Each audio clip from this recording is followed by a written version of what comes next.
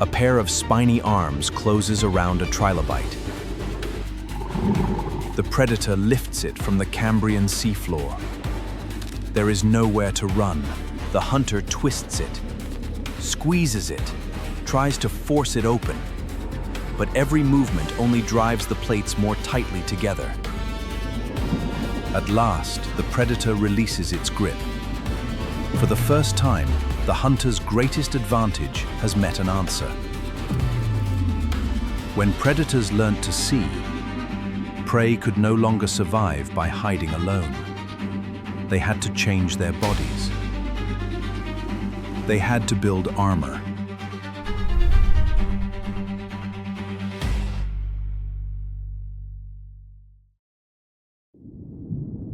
More than 500 million years ago, the ocean was becoming dangerous.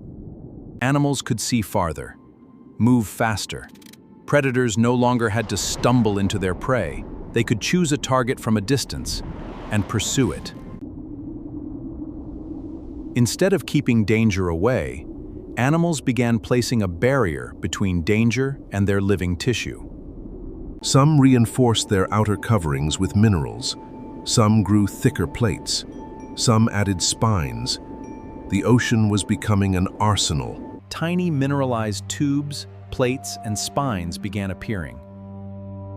Paleontologists call them the small shelly fossils.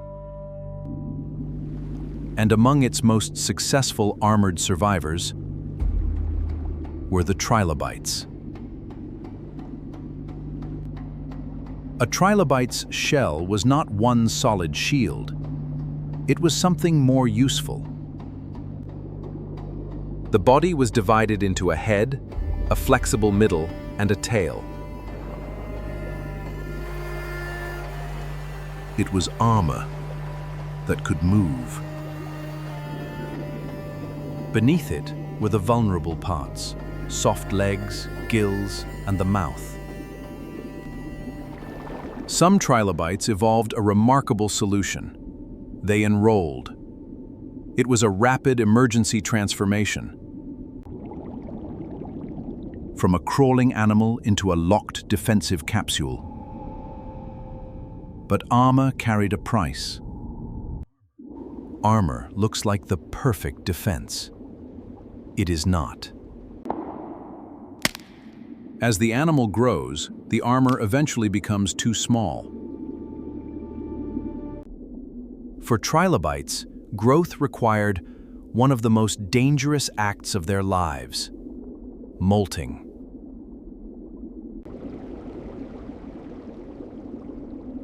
The fortress had opened its gates. Even when hardened, a shell was never invincible. Armor did not eliminate danger. It changed the calculation. To survive, armor did not have to make an animal untouchable. It only had to make it not worth the effort. Some prey animals did not simply become harder. They became painful to attack. Long spines extended from the cheeks. Others projected from the tail.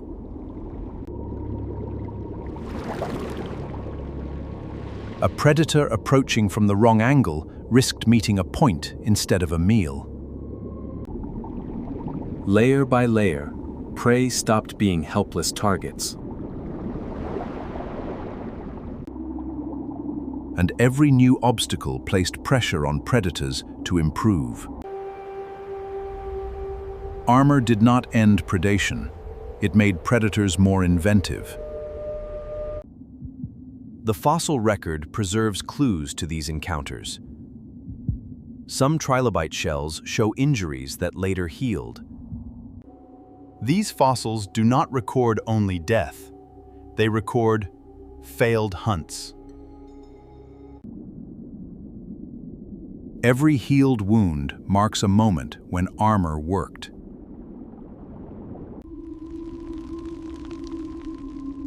There was no final victory, only another move. This is the logic of an evolutionary arms race. Armor changed more than the bodies of individual animals. It changed entire ecosystems. Hard skeletons offered protection, but they also provided support. Muscles could pull against rigid structures. Bodies could grow larger. A structure built to prevent death could also create new ways to live. Armor did not freeze evolution. It opened new possibilities. The Cambrian seas are gone, but the strategy born in those ancient oceans is still everywhere. A crab carries its skeleton on the outside. A turtle withdraws into its shell. It produces temporary answers to the dangers that exist now. For the trilobite caught in the arms of Anomalocaris, evolution was the difference between a shell that opened and one that stayed locked. The first eyes made the ocean more dangerous. Armor made prey harder to kill.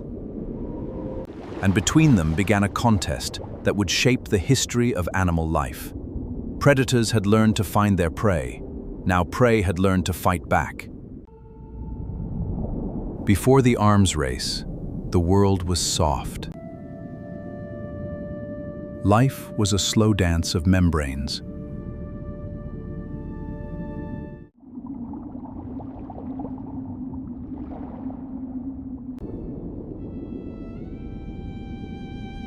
But the peace was an illusion.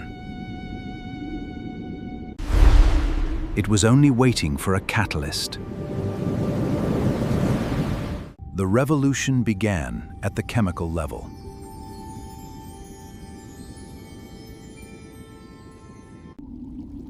Animals learned to harvest minerals from the water. They turned seawater into stone.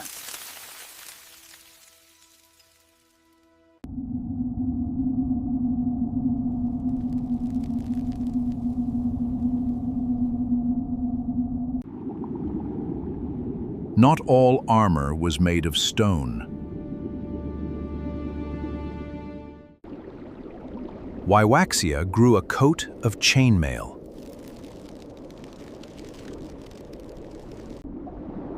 Every scale was a deterrent.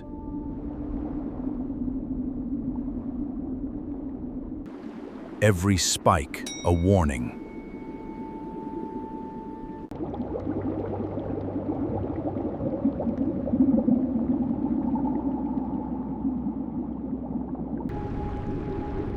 Armor allowed for new behaviors. Animals could now shove their way through abrasive sand.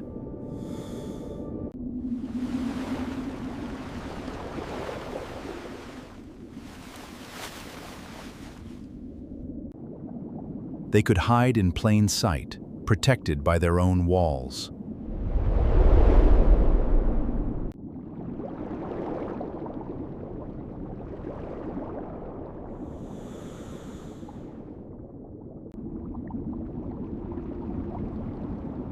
As prey got tougher, predators got smarter.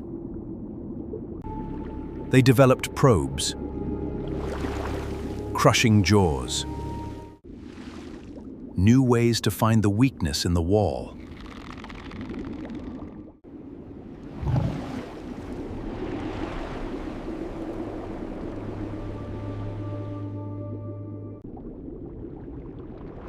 Size was the ultimate armor.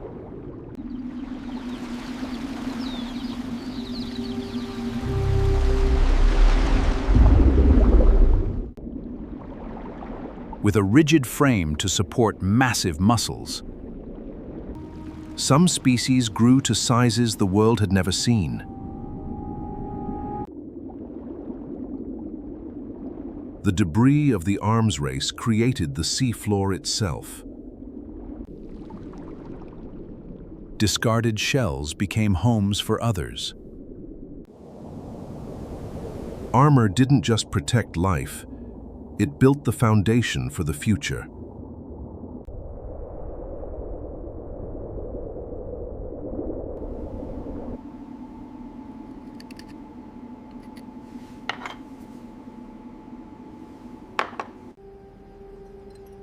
Today, we use technology to look inside these ancient fortresses.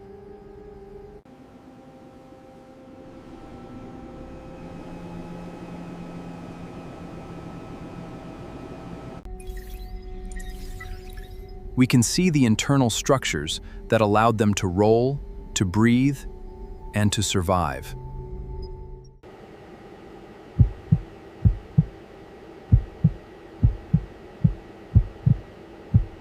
The contest never ends.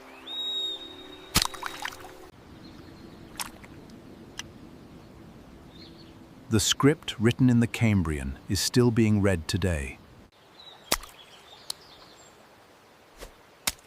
In every spike, in every locked door, What the prey is still fighting back.